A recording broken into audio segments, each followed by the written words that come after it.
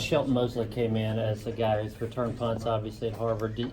When you look at him, is he a guy you can plug in immediately in that role?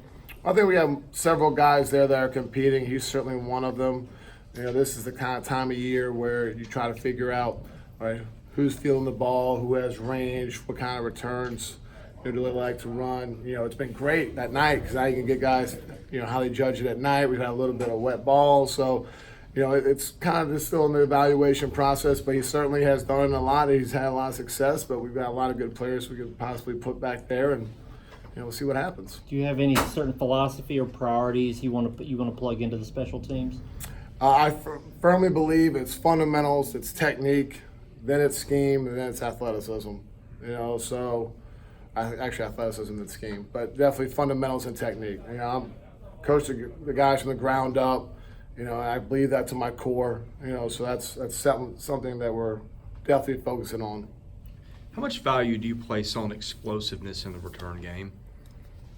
Well, I think that's varying degrees, right? I mean, explosiveness could be obviously big returns, blocked punts, and not just big returns, but I mean, if you average 10 yards for punt return, that's one less first down, right? I mean, it's a lot less guys you have to block on downs 1 through 3. So I think that it depends on how you look at it. I mean, we're going to have goals, but the biggest thing for us is to play penalty free, be smart with field position, just do a lot of little things that can help us, in the big picture. I think that's the most important thing, especially in return units. I mean, you get a penalty on a KOR or a punt return, I mean, it's like stubbing your toe, right? You just don't like it. One or two more? What's with the rolled up towels tucked under the arms? What does that teach them? Oh, you just square the ball up and make sure it's secure. I mean, you don't want anything, loose where the ball could possibly get it. Just keeping everything tight like that. So, yeah, working on fundamentals. That's going to be a common theme you're going to hear. You're working with the tight ends. Yes, sir. sir. So tell us about those guys outside of Pinckney. What are some of the guys you like over there? Oh, I mean, it's a deep room. It's a smart room. And it's a hard-working room. We got some young guys.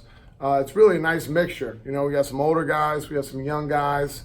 And I think the one thing you'll see there is there's a lot of effort. There's a lot of focus, and a lot of discipline. And I think the biggest thing with the young guys is learning fundamentals and technique, learning the offense. I mean, I came down to here to Tennessee, and next thing you know, I got to find the place to register my car, get the exhaust all tested out and everything. That was new for me, right? Just moving down here. So, just getting fitted in, learning the language, the vernacular, and, if we can just do a good job of the base fundamentals and something simple as eye landmarks, and it's not really fun to talk about or whatever it is, but, hey, it's important now. And I think, with the older guys leaving their legacy on the room, like they leave after this year, what's their legacy going to be? How are guys going to talk about them in years to come?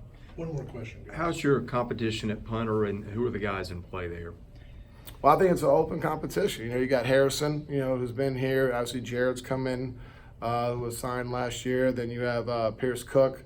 So, I think right now it's all about who's making good contact with the ball, who's making good placement, who's having good times. So right now, it's day 5, right? So we're just going to keep on chopping away, and, those things sort themselves out.